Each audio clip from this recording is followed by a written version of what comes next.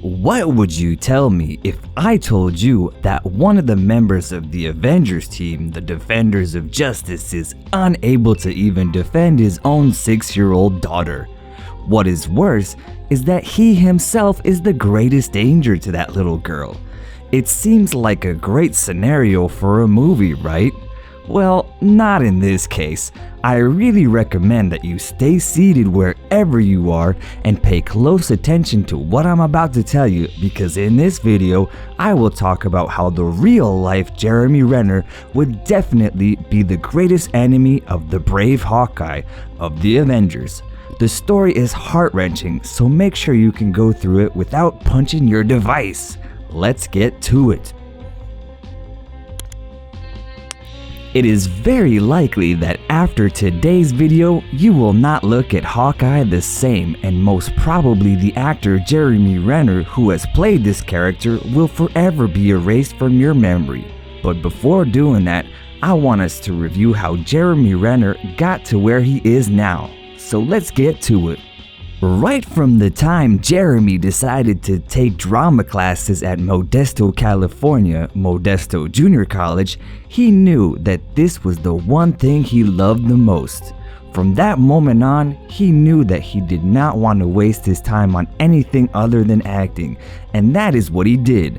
So after he graduated, he decided to move to LA to develop his career professionally. If you are one of Jeremy's fans, you probably know everything about him, or at least most of the movies he's played in.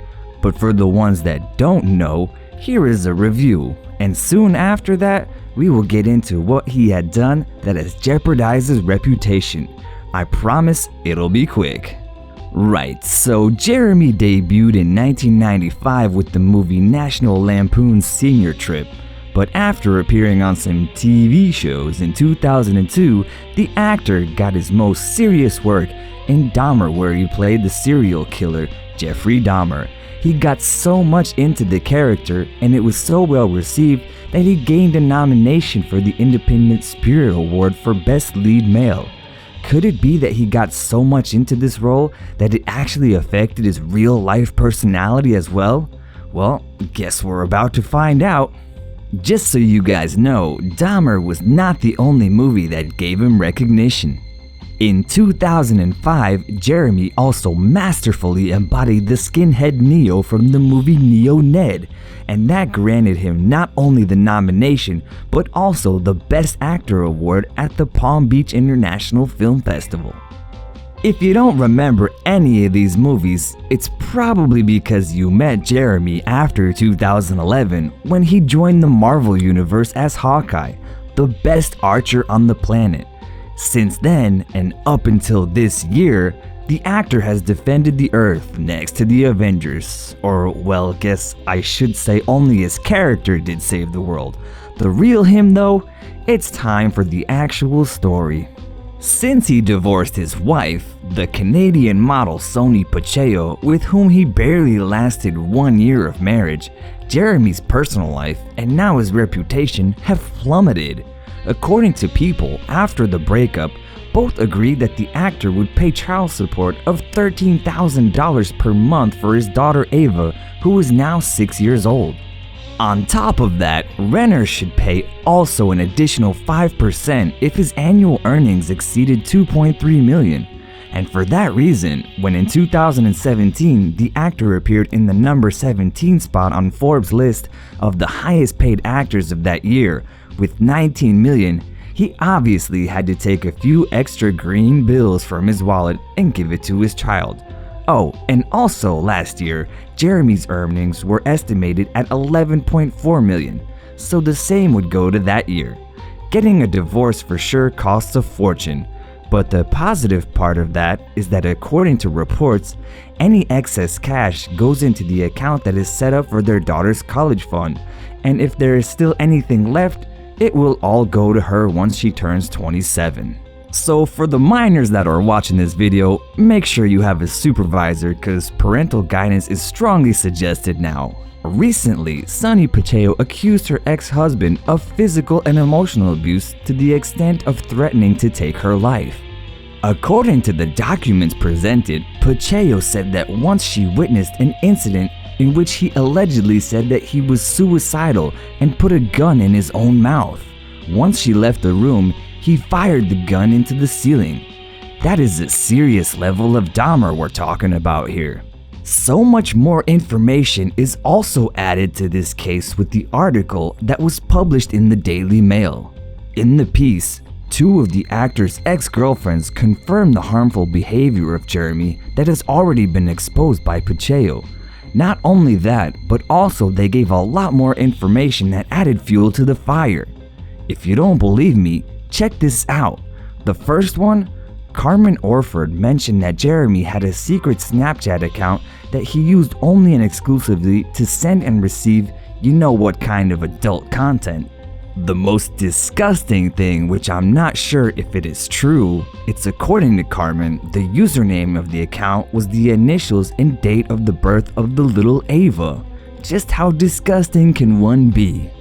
Also, a friend of Jeremy, Lily Faggot, spoke out about this matter. It turns out that in addition to getting drunk and taking drugs, she claims to have had a threesome with him and a mutual friend.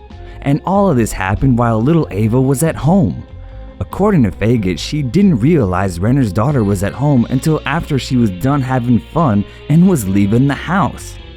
As if these horrifying details and accusations were not enough, their former nanny, Naomi Moore, revealed her side of the story as well. And according to her, Jeremy organized loud parties routinely that affected the child's sleep, and he was drunk every night. In the document that is provided by Pacheco's lawyer, it has been stated that the most common topic of Renner's conversations with Naomi the nanny were his constant complaints about his wife, how horrible she was, and how better things would be if she were dead. Now, of course, Jeremy did not stay still throughout all of this. And according to TMZ, the actor says his ex-wife has aimed to send his nudes to their custody evaluator just to humiliate him. These documents allege that Sonni is obsessed with Jeremy's sex life and those around him. She literally tracks down every racy photo of the nannies and sends them to his lawyer. The truth is that with all of this information, whether true or not, Marvel could be seriously evaluating removing Hawkeye's character from the show, to be honest.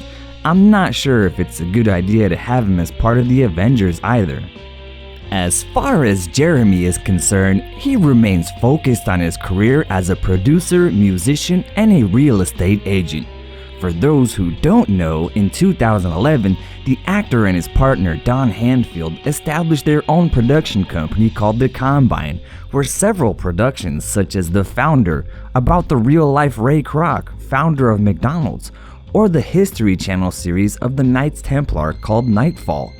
And as far as music is concerned, Jeremy is a singer, songwriter, guitarist, keyboardist, and drummer, and has performed several soundtracks of some of the films he has performed in. In addition, throughout his career, he has released several singles such as Heaven Don't Have a Name and House of the Rising Sun. The cherry on the cake of what this man does to generate money is his work in real estate. Since the early 2000s, he, along with his partner and best friend, Christopher Winters, have been renovating and selling mansions in California. Last but not least, and as always I say, not everything is white or black. The actor also has a huge altruistic heart. Since starting his career, Jeremy has been involved in campaigns and humanitarian causes such as the Tragedy Assistance Program for survivors, in charge of providing care and moral support to the families of a member of the armed forces combat. The Stand Up to Cancer Telethon, Wild Aid, Feeding America, and although it's paradoxical, also Demand a Plan, PSA to eliminate gun violence in the United States, and in the Save the Children campaign of Bulgari, which aims to rescue 50,000 minors and women in poverty throughout the world. But this doesn't change what has been said about him. After hearing all of the above, how true do you think the accusations of his ex-wife are? Do they change the image you had of the actor in any way?